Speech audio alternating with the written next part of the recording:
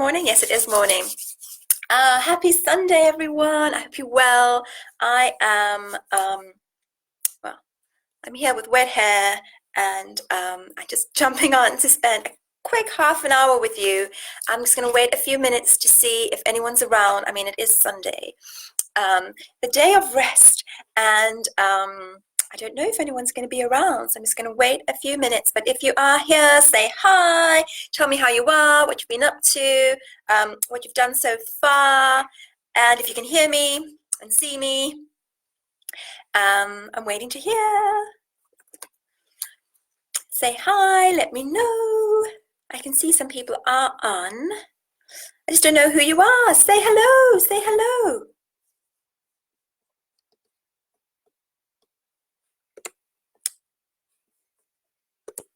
Oh, I might have been muted. Was I muted? Tell me if you can hear me. I'm not sure what I've done now. My husband normally sets this up for me. Oh, there we go. Jill, morning. Caroline, morning. Hi, Nicola. Nicola, I loved your post this morning. I am so happy that you're feeling so much better. That's just 4 days in. Imagine 2 weeks in. Imagine 6 months in. It's just endless. The possibility is endless. Morning, Helen. So lovely to see you all. Tell me how you are, what you've been up to, what's going on. Great, thank you, Jill. I think I was muted for a sec there. Celia making a green smoothie. Fantastic. Pooja, hello. Have you been on before? I haven't seen your name up before. Let me know if this is the first time you're joining us live. Let me know. Okay, so I've been reading your comments, and there are some fantastic results. Hazel as well. I am so happy that you've got your mojo, your cooking mojo back. Pooja, hi. Sorry, darling. I might have just missed your name. I mean, they've come up so quickly that this has been a real, like a ping pong thing. So I want to try and make sure that I'm looking at you, but I also want to see what you say. So if I'm like that, then I apologize. But hi, welcome. Hi, Claire. Oh, morning, Zoe. It's so good to be here with you on a Sunday, casual Sunday. I'm in my dungarees. I got wet hair. Who just said made quinoa and berry porridge this morning. Amazing. Is that the one from my website? Or is that one of your own? Let me know. Yeah, I'm just so happy. I thought what I wanted to do is I wanted to jump on this morning and talk to you about how we can take what we've learned this week and really carry on with that long term, because my intention for the challenge itself was that you had this foundation for hormonal balance that wasn't just for a container of time, that was for indefinitely. And it isn't just that we're looking to have these quick fixes. Remember, everything I do is not about a quick fix. It's about a sustainable, long-lasting change. It's all about change that brings about harmonious harmony. And I am really happy that so many are already feeling the benefits. But I think in 6 months, if we carry on doing what we're doing, you can be completely different. You can be completely different. So keep at it is basically what I wanted to say. So Pooja, no, it's from your book. Oh, yes. Amazing. So pleased that you're making it. Do you know what's really lovely is when people say they have my book, I am elated. And then when people say they are using the book, that's even better, because I mentioned this in the masterclass that I have bought hundreds upon hundreds of books. I'm actually banned. I'm on a book ban from my husband. Shh, don't tell him now I'm buying them on Kindle. Shh. He's upstairs, he can probably hear me. But yeah, I've bought so many books, and I used to carry them around and then hoping by some miraculous osmosis this information from the book was going to get into my head. So the fact that you're actually reading and using the book makes me really happy. I had so much fun creating the recipes for that, and my aim was to make recipes that weren't full of exotic and crazy ingredients. They were things that you could use that you already have at home. So, like your veggies, your spices, the proteins that you would have in the oats, quinoa, for example, because now that is something that people have at home a lot more, as well as if you wanted to add in the other bits as well. Like that's why I always said an optional adding in some of what's dubbed superfoods. I'm not sure how I feel about that word because it gets such bad press as well, but there are some foods that are just higher in nutrients than others. So yes, I guess they are super in themselves. So it really, that was my aim with the book, and that's my aim with everything. Hi, Kirsty. I'll send you a message so that we can arrange that chat today. Okay, so how do we take what we've learned over the last week and transfer that into everyday life? Because I feel like life goes on. Life isn't just about us being in the challenge. Life is about us going to work. Obviously, you went to work during the challenge, but life is about us going out for social engagements. It's about going to people's homes for dinner. So let me know if there's anything that I've just said there that resonates with you. You think, yes, that's where I think I might not be able to stick to what we're doing. So let me know in the comments, please. Also, just to let you know that I am on until 11 this morning. And I am then, I've got a client straight after. I had to move him because I was too all over the place to give him 100% of my attention. So I've moved him to this morning. And I can't wait to speak to him because he's had such amazing results. He's all about digestion, digestive issues, and yeah, it's been incredible, an incredible transformation. So I'll be on till 11. Let me know if there's anything that you feel that you would find it difficult to carry on with these foundations in everyday life. Morning, Emily. How are you, lovely? So we're just discussing what we're going to do, how we're going to take these 4 days and put them into everyday life. I'm going to do a quick session on this now. Anything else that comes up, let me know, and I can always come on again, because what I want you to do is to take it ended up being a 4-day challenge with the masterclass, but take this time and run with it, because just because the challenge itself is over, doesn't mean that the foundations stop. Doesn't mean that the foundations stop. Okay, so one thing, just to all my coffee and caffeine ladies, I know it was tough.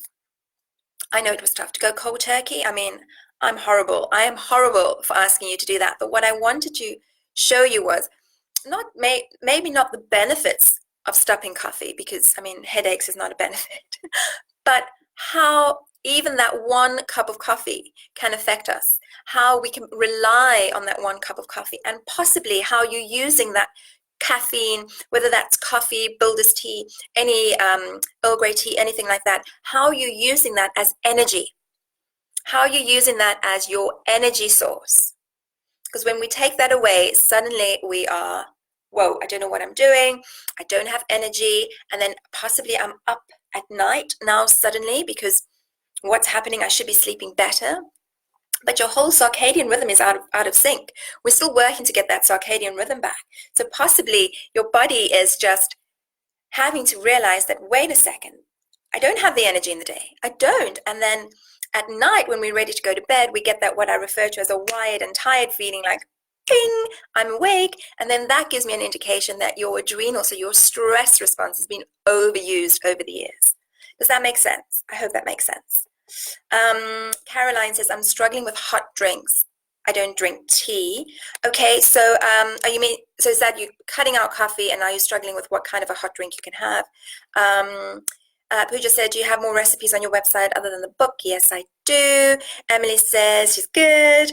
Fantastic. Nicola, I've been on Slimming World like forever, so struggling to add oils and nuts and seeds into my meals. Oh, I feel like that crying emoji when I hear that people have been on something like Slimming World for years.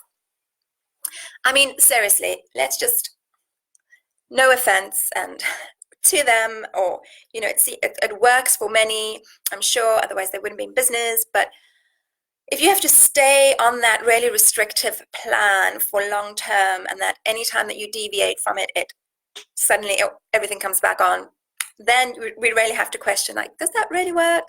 Is that sustainable? Is that long term? And if you're not having nuts and seeds and oil, I mean, it's just a nut, it's just some seeds. Then we have that rate limiting step right at the top. I'm probably not going to be able to grab my hormone. No, I won't be able to get it now. It's a bit messy down here. Thank goodness you can only see this part. Well, I'm hoping you can only see that part.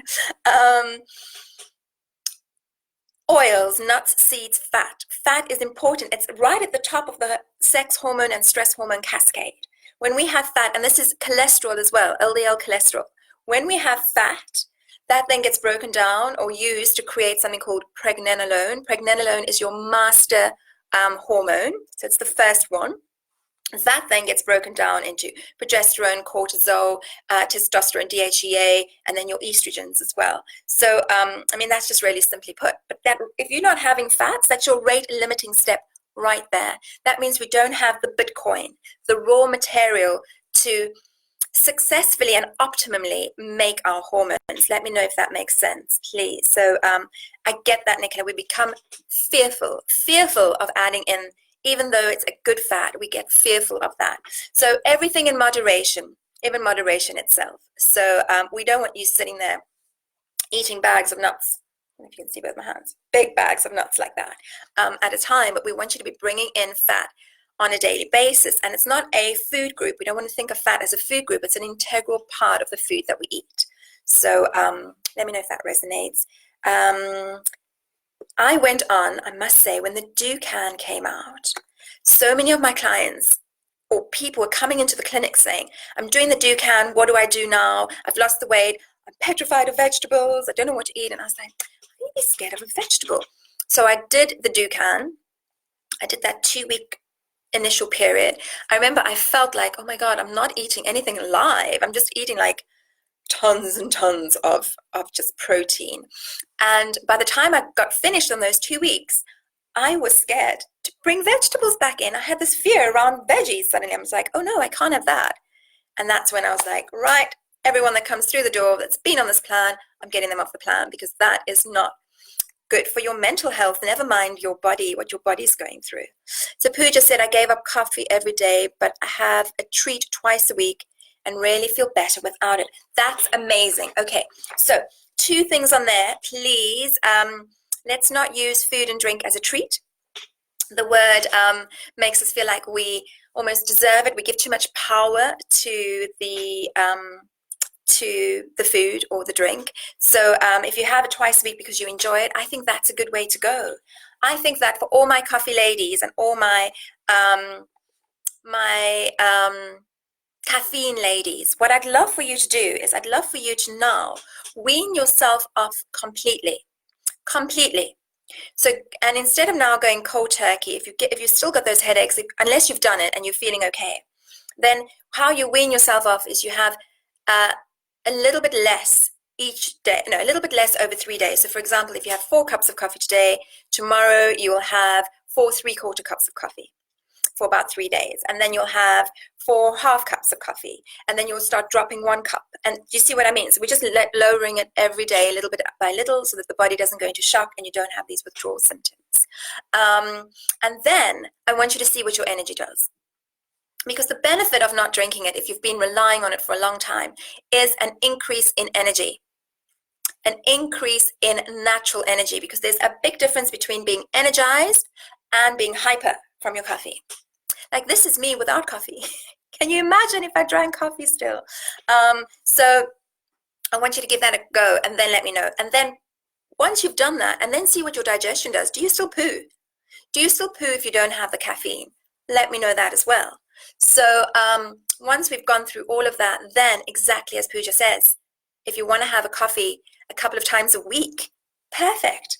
My rule of thumb is like 1 cup a day is maximum. Once you've got to the point where you've taken it out.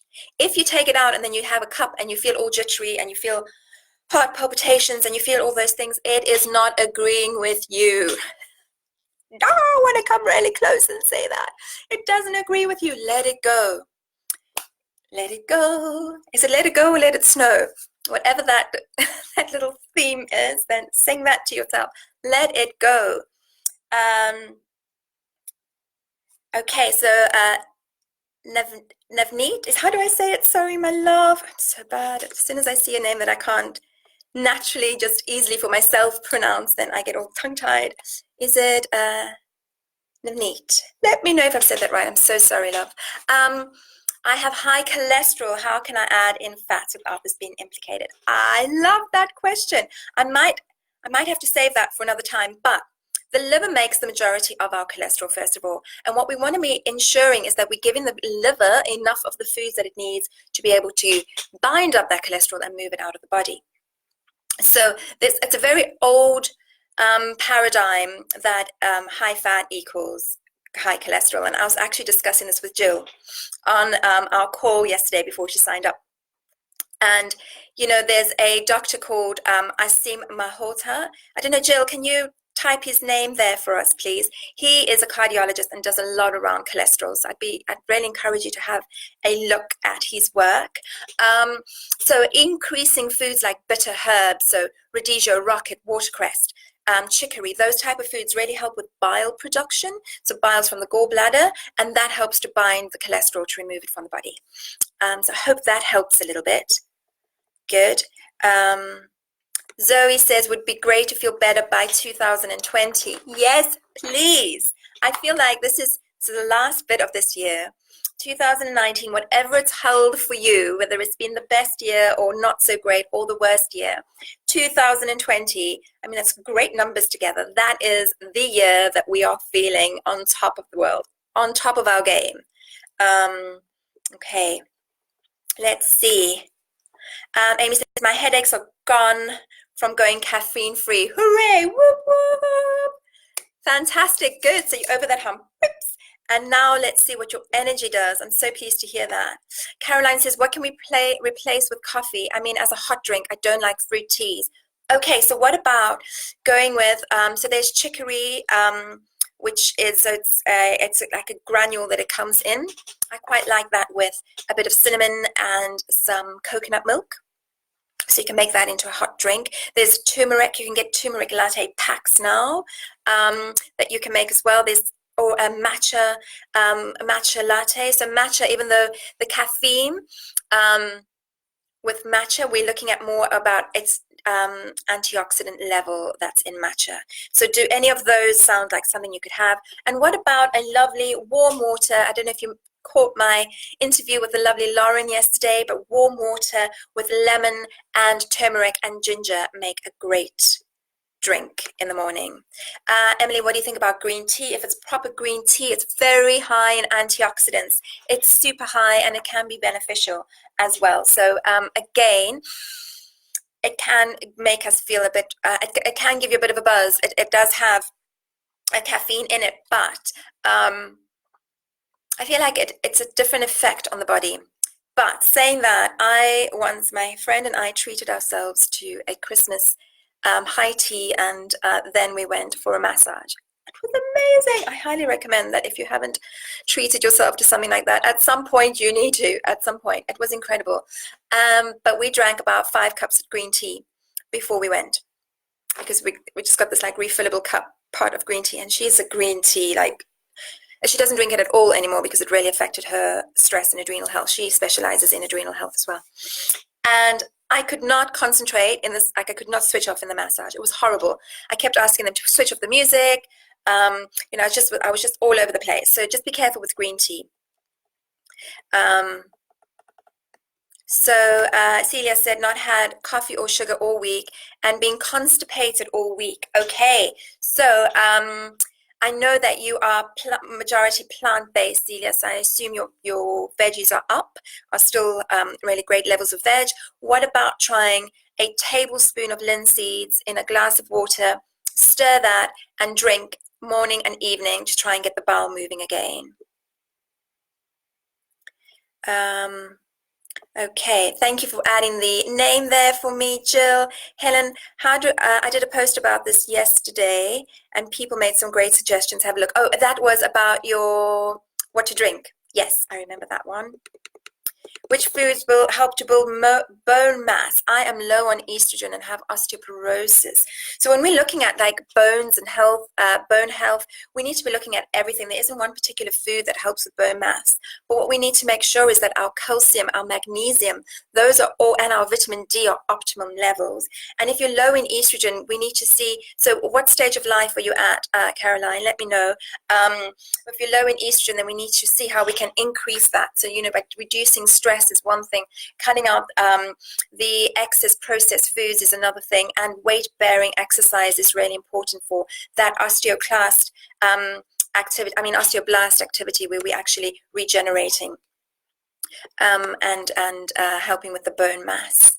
And that, honestly, Caroline, that is something that whole, like just looking at, and that's something that Lauren said yesterday as well. She said that it's not about just treating one thing. Like for her, I wasn't just treating a symptom. It was about overall changing the whole lifestyle and diet that brought about the most changes in the symptoms. And I think that is so, so important. And that's definitely something that we'll be doing in Hormone Balance School as well.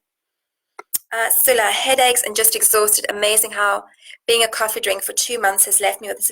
Sula, when did you start drinking coffee again? Well, you just said 2 months ago. So Sula and I used to work together in clinic, and I could have sworn that I said no caffeine when we were working together. But yes, so now that you've taken it out, let's see how we can reboost those energy levels naturally. Okay. Sula, do you recommend pulses or pseudo grains for hyperinsulinemia? Okay, so this is where it gets tricky, and that's not just a quick answer, yes or no. We have to be quite, pulses are super important. They're high in phytonutrients. They're amazing for our health. However, there's always a however when we're talking about this, because any of our vegetarian sources of protein are also carbohydrates.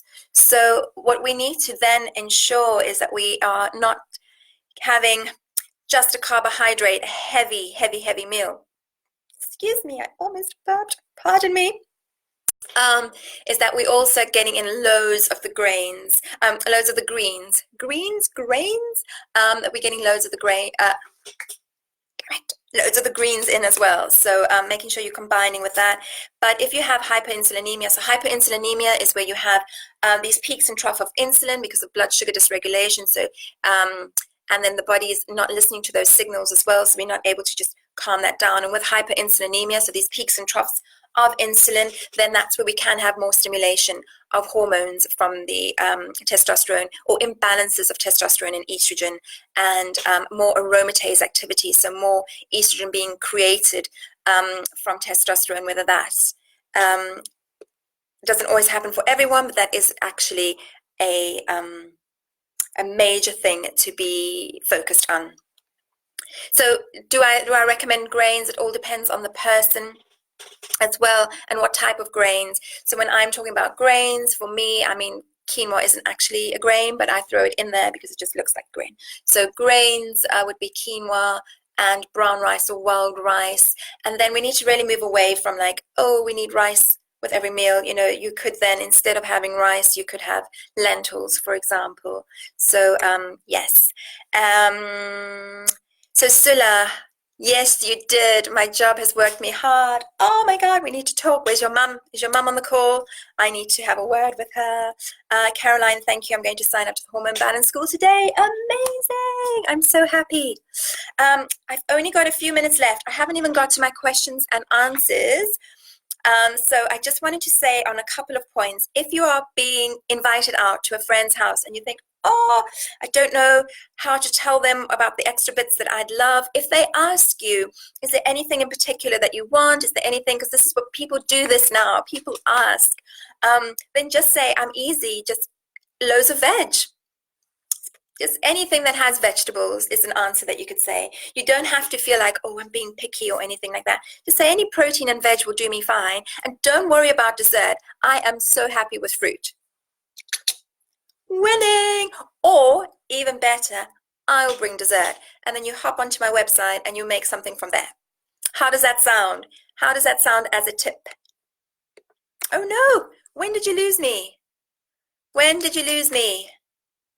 Don't tell me you didn't hear my amazing tip there. Tell me when you lost me, please. Did you get my tip about going out to eat at a friend? Let me know.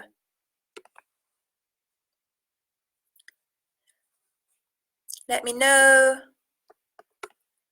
Okay, amazing tips. So we got that in. Fantastic. Claire, how does reducing traditional carbs affect type 1 diabetes? Is it okay to get carbs from just pulses and veggies, or do we still need other carbs? Okay, great question. So for everyone that's type 1 diabetic, type 2 diabetic, anyone that's under treatment for any type of hormone changing medication, so if we are using insulin or anything like that, or metformin, you need to speak to your doctor to tell them about any changes that you make. And when I'm working with I have a few type 1 diabetic clients in my clinic, and I also mentor a nutritional therapist who is type 1, and it's really important to get that balance right. It's so important. And when we're looking at carbs, I would stay well away from the white, sweet and fluffy. Stay well away from them, and then use your beans and your pulses and your veggies as well. But what's really important is that you're monitoring your insulin under the supervision of your primary health care practitioner. I can't stress that enough. I cannot stress that enough. So I'm so glad that you asked that question. And I think that with any changes like that, if we're on medication, then we need to be in cahoots with our primary health care practitioner. We need to tell them. Just give them all the information, and then from there you'll be able to monitor your insulin, and because we don't want hypos or hypers, so we need to keep an eye on that. Okay, hang on a sec. Sula, yes. No, lost you when you were talking about legumes, plant-based proteins. Okay, Emily, a quick recap on my tip. If you get asked out to go for someone's house for dinner, and they ask you, like, what would you like to eat, and you don't want to feel like you're being picky or anything, just say to them, loads of I'm happy with just vegetables and protein, and for dessert, I'm so happy with fruit, or just make your own dessert from my website or my book. So I hope that helps. I'm sorry I'm rushing like this. I don't want to be late for my client. I'm going to have to dash. There's just one question that I wanted to answer. I'm going to hop on again tomorrow. I've got clinic. So I've been out of clinic this whole week. So I haven't been seeing my clients one-to-one. So tomorrow night I'm in clinic till 10 p.m. I had to fit everyone in.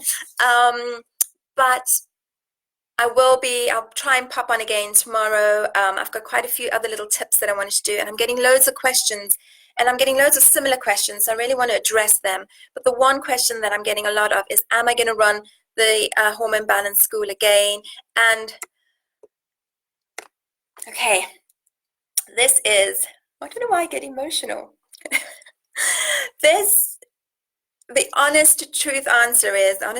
My honest answer is, I'm not sure at the moment. I don't know, and I'm not sure if I do. I'm not sure when that will be. So if that is like, if you're thinking, oh, I'm just going to wait till next round, hop on a call with me to discuss if you can make it on this round, because at the moment I'm not sure. But if I do, and I'm hoping that I will, but if I do, then if you are the founding members, you have lifetime access to the course. So every time I update it, you'll be getting those updates as well. So I hope that answers some questions.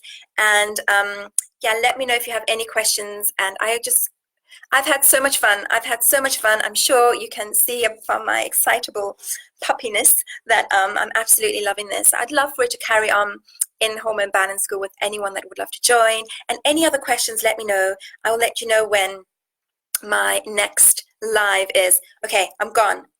Have a lovely, lovely Sunday. Loads of love to all. Bye.